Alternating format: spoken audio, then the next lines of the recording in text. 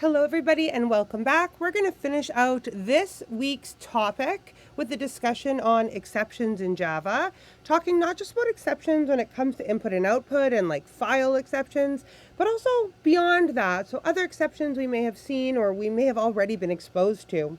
Now, things don't always go as planned, especially when our code meets the real world. So we're going to talk a lot about how Java has this built-in exception system and how it's going to allow us to write safer, cleaner, and more reliable programs. By the end of this, you'll understand how to properly handle, declare, and throw exceptions. You'll also hopefully understand when is appropriate and not appropriate to catch them. Let's start off by looking at a couple of real world examples. The first is this idea of a security guard checking your ID at a club, or here in Manitoba, the Manitoba Public Insurance giving you a road test before you drive. These are what are known as checked exceptions. Before we can do the action of getting into the club or driving a car, there are governing bodies that say, hold on now, there are things we absolutely need to check before you proceed with this event. You can't go anywhere until we've done them. Now, on the other side over here is this looser idea of what are known as unchecked exceptions. And our real world examples include things like mailing a letter, but it has the wrong address on it, or checking a fruit for ripeness before you buy it, or maybe not checking that fruit. Well, what will happen if we mail a letter with the wrong address? At some point in time, it's going to come back to us, and we're going to be so annoyed because we've been waiting for this letter to get somewhere, and now we have to start that process all over again. If we forget to check a fruit for ripeness and we bring it home and it's rotten or really not ready, we might be really disappointed. But these aren't things that we have to do in order to buy fruit or mail a letter. We don't have to check those things before we do those actions. Those are just really good ideas to do to sort of avoid the disappointment. This is exactly what we're talking about when it comes to exceptions in Java. There are two different categories: checked exceptions and unchecked exceptions. In the previous two videos, we'll say, when we did all the file reading and writing, you were forced to do a try catch. And that is because file exceptions, as you will see in just a moment, are what are known as checked exceptions. Now, I'm sure at some point in your illustrious computer science careers thus far, you have come up against an index out of bounds exception, a null pointer exception, an arithmetic exception, or an input mismatch exception. These are known as unchecked exceptions because we've never been forced to write a try catch before. This is a brand new thing. And the forcing of that try catch is basically telling us what is checked and what is not checked.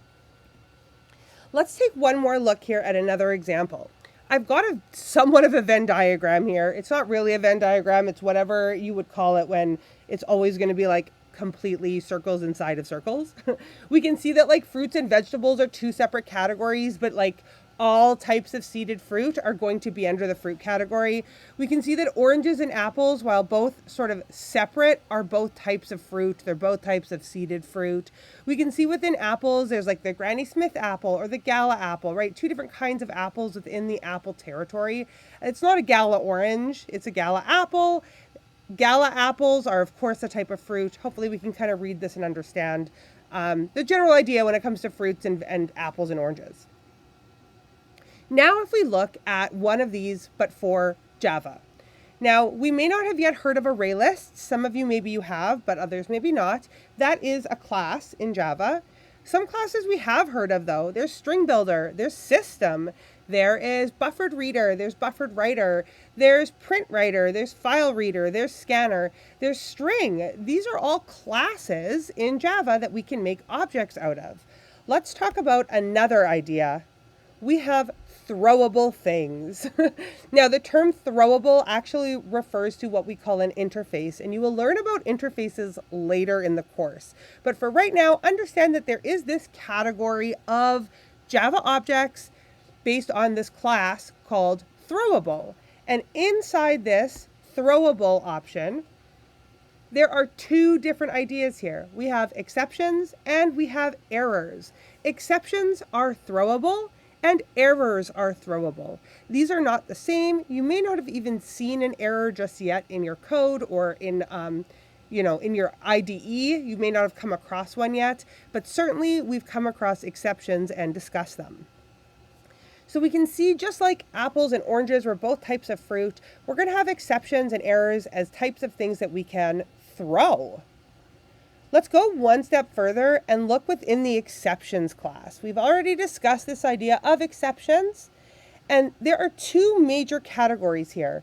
There's the runtime exceptions and there's IO exceptions. Now, there is more than just this, and these sort of circles that are nested actually nest deeper as well. But this is as far as we're going to go for our understanding of what the heck is going on. As we've already realized, IO exceptions are checked exceptions. We were required to add a try-catch when we imported that package, the IO exception package, into our code. Runtime exceptions, so exceptions that occur at runtime, such as index array out of bounds, null pointer exception, or arithmetic exceptions, those fall underneath this runtime.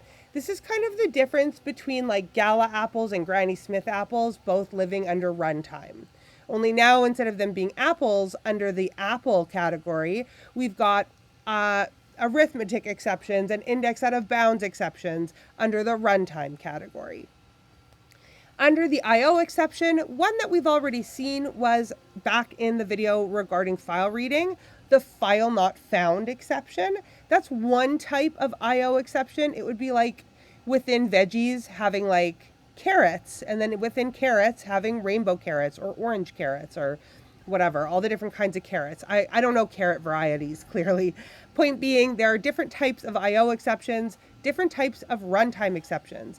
And runtime is going to be unchecked, and IO exception is going to be checked. This means when runtime exceptions might occur in our code, Java is aware of it and is fine with it. That is just like going to the grocery store and not checking your fruit for ripeness and sort of assuming the risk and being like, well, when I get home, if it's not ripe, it's my fault, whatever. That's what Java's doing. It's assuming the risk for your runtime exceptions. Now, IO exceptions, on the other hand, is like the insurance companies and the bouncers at the club. IO exceptions, Java is not okay with assuming the risk for. It says, these are things that are going to be a big deal if they go wrong, so we need to handle them immediately. Java forces you at compile time to tell it how it's going to handle these IO exceptions. Let's actually jump into this with some code. All right, I have no code in here just yet, but we can go ahead and make a new class, a main class, as I usually do. And let's jump right in. Let's start with this idea of a file reader again. We have done this one already before. We did import java.io.star,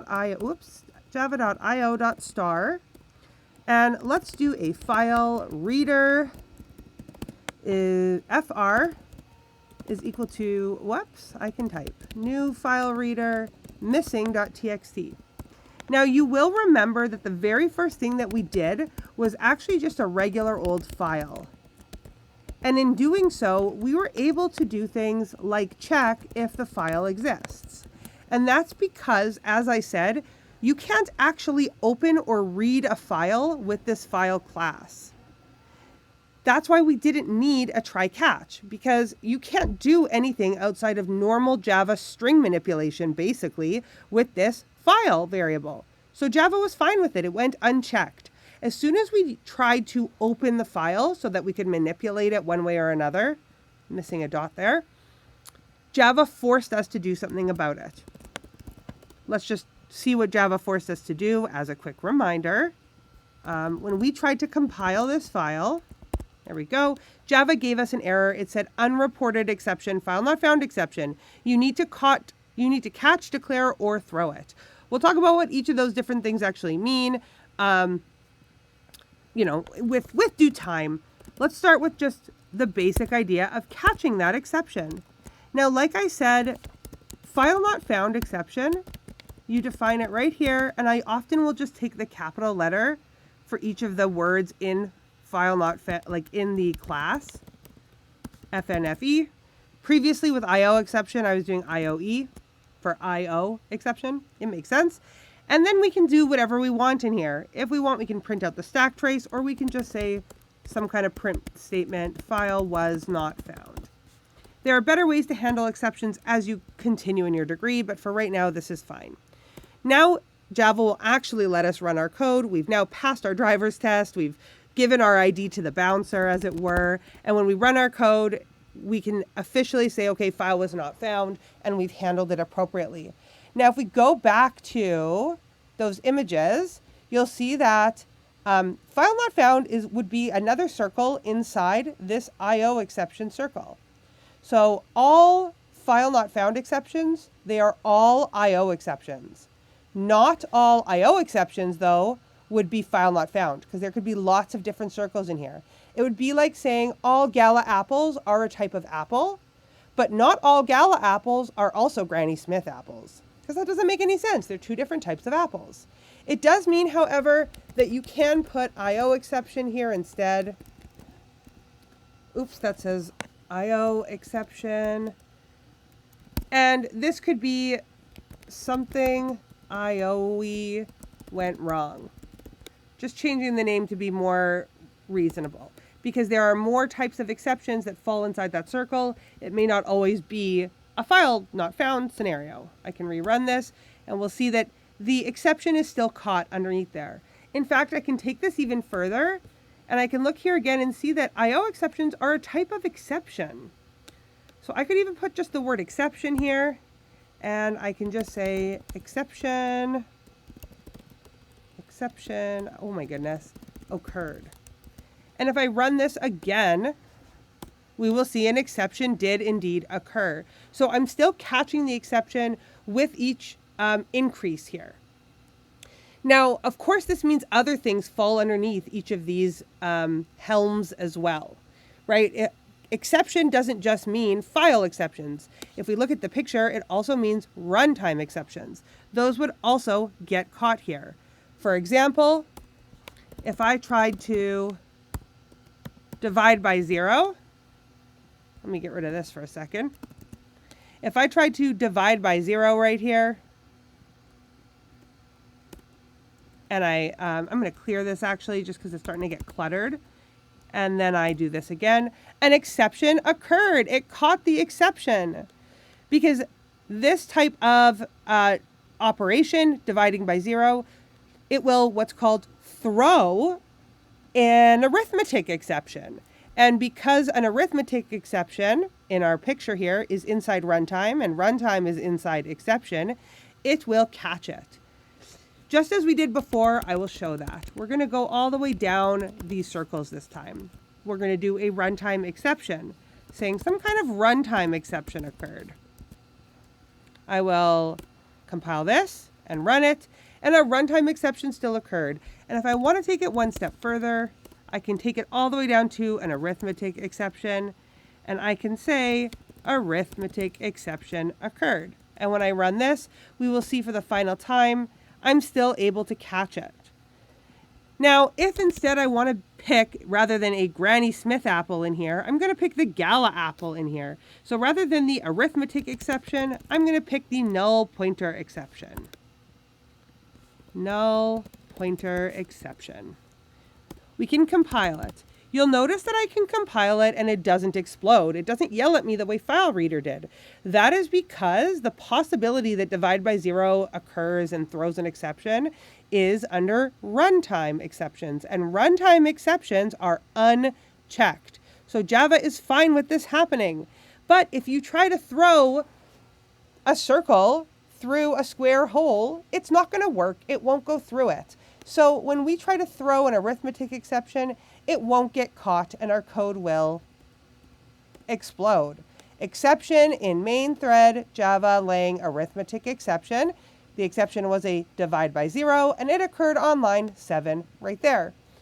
So we can actually see what the heck is happening here, and that just because we have a try catch, that's not enough to help us. We have to make sure we're actually catching the exception that we think might get thrown.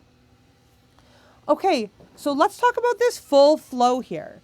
Again, we saw that we couldn't do FileReader like this and compile it successfully. Our code told us, no, we need a try catch because it's checked. But we are able to compile and run this one because arithmetic exceptions, although it exploded, is a unchecked exception. Now, in general, we don't want to catch unchecked exceptions. We would like to avoid those by writing code that follows good standards. We don't want to just catch the arithmetic exception and move on. We should write code that wouldn't allow the arithmetic exception to be thrown at all. That's something we have some control over. So we've seen a little bit of the try-catch structure. We've talked about try with resources or try-catch. We've talked about this IO, this catch, and how we need to have, here we go, exception type, declaration, then the exception variable name. There we go. And we can see that try is the code that might throw an exception. Whatever goes in here is try this code. It might throw, I put that weird, oh no, it might throw an exception, right? We know that now. We understand that to be the case. And if it throws an exception of the type that we're catching or within the circle that we're catching, right? Within the circle also works. We're going to come into this catch. The catch statement will handle that specific type of exception. Now, we have two other options here that we need to discuss. The first is this idea with respect to sort of the structure, I mean. The first is the idea of multiple types of catches, and the second is the term finally. Let's start with multiple types of catches.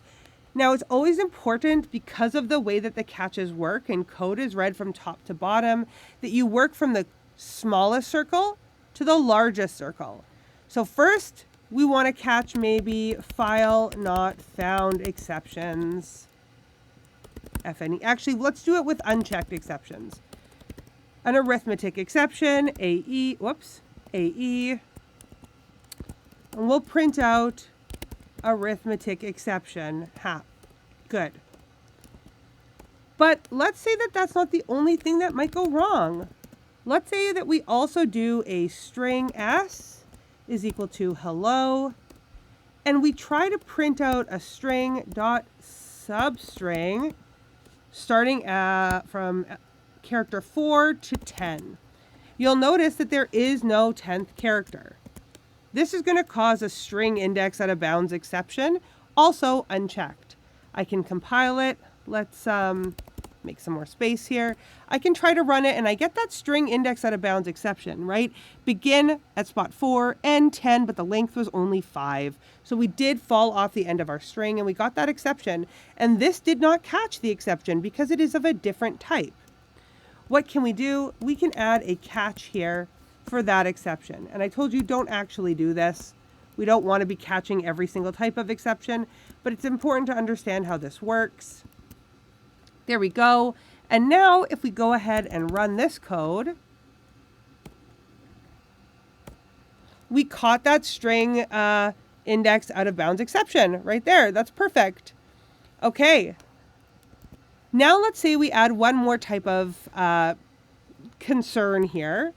So let's try one more type of exception. We're going to try and make a new string builder variable, SB, and let's just set it to null. So we're not actually allocating any memory for it yet. Now, I don't actually remember what classes there are in string builder, so let's just go check it out over here really quickly. Let's see. We can do an append.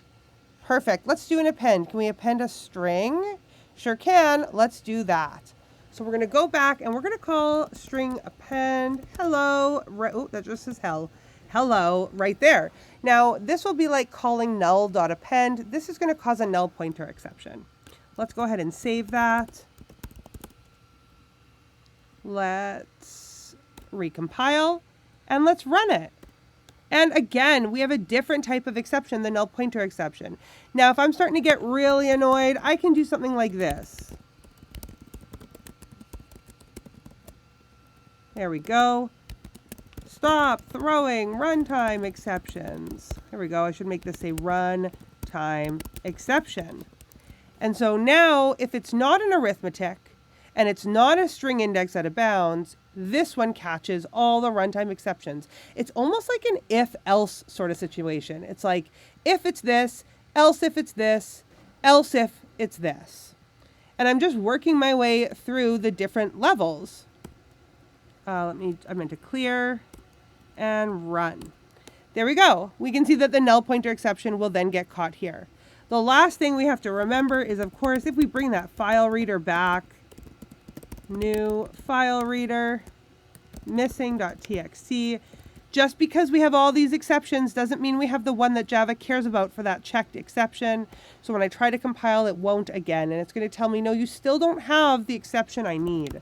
And I can pick a file not found exception, an IO exception, or even the highest level, just exception, and that would satisfy this issue. File not found exception, system.run, okay, file not found exception.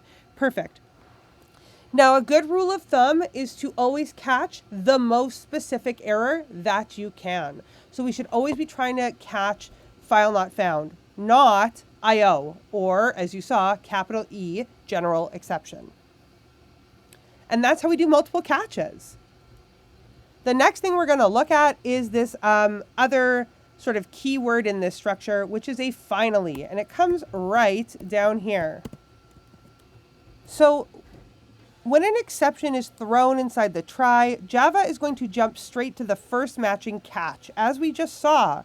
And then no matter what happens next, the finally will execute. And that's really important, unless, of course, you stop the Java virtual machine, like using system.exit. So the way that this works is the try occurs. If it throws an exception, a catch occurs. After the catch, the finally will run, and then you will finish the method. Then you're done. Finally is basically for guaranteed cleanup. So even if what gets thrown is the null pointer exception or the file reader exception or any of these, no matter which one it is, we can say finally clean up your resources. That finally block is typically used for things like closing files, releasing memory, or showing status messages. Let's give this a quick run. Oh, wrong one. Java. There we go. We can see that our null string builder went first. The string builder.append hello created this null pointer exception. And then because of that null pointer exception, we didn't even get to the file reader line. This automatically made us jump to this. It said stop throwing runtime exceptions, and then we came down here to finally, and we could clean up whatever resources we had. Now, if we comment these out, or maybe even let's just switch the order. Whoops. You'll see that now what will happen is the file reader exception will be thrown. We will jump over this code. It won't get a chance to run. And we will go try and catch the exception related to the file reader right over here, file not found. We're going to grab that. And then after, we will do the finally. Let's just take a look at what that looks like. There we go. We can see them both right here. All right. So this is our main structure of the try catch or the try multi-catch or the try catch finally with multiple catches or not. It's totally fine, right? We can do, whoops, this. That's actually the last thing I think I should show you is now I've got this like try catch where I'm catching the file not found exception, but you'll notice I got rid of all my other catches. I don't have the catch here for the null pointer exception. What will happen when I try to run my code? I'm still going to get a null pointer exception, but will the finally run? All right, let's move this back down so that we leave an exception being checked right here, but we're going to hit this one first. We're going to hit that null pointer exception first. What do we think is going to actually happen? Let's take a look and see. It's a good time to pause and actually make a guess at what you think will happen, because we're no longer catching the like null pointer exception or any sort of variation of a runtime exception, but we still have this finally, and the question is, will the finally still run? And of course the answer is yes. It's actually really interesting because this exception gets thrown, and where does it get thrown to? Well, since we're not catching it, it gets thrown all the way up the hierarchy, all the way to Java herself. all the way to the Java system, and Java explodes all by itself, just as we've seen before. But before Java exploded, it ran the finally right here. Finally clean up your resources, then it went and did the explosion. So we can see that if for some reason we were getting some kind of exception throwing in string manipulation, we could always have a try and a finally, where maybe if this was the string builder, let's try it with one different example here. Actually, I have to sort of contrive a situation here. We do again this s.substring 4 to 10. S equals s.substring 4 to 10. And then in here, I'm going to just print s so that I can see whatever there was before an exception occurred. Let's go ahead and run this and see what happens. That's not how you spell clear. Compile and run. Look at that. It tried to do this running of the code. It tried to do this, but an exception was thrown. So it came down here, it printed what currently was an S. This line never finished running, so S remains unchanged. Hello. That's what prints down here.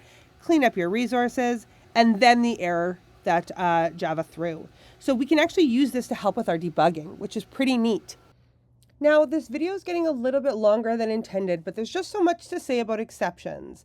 I'm going to pause this video here and hope that you'll join me in the next video once you've had a minute to relax and do whatever you need to do. And we will pick right back up with how we can actually make use of this new exception structure and tool so that we can actually throw our own exceptions when things are going wrong in our code. And you can kind of consider this as a to be continued rather than really an entirely separate video. So I will see you in the to be continued second half of this exception conversation. Thanks, everyone. See you there.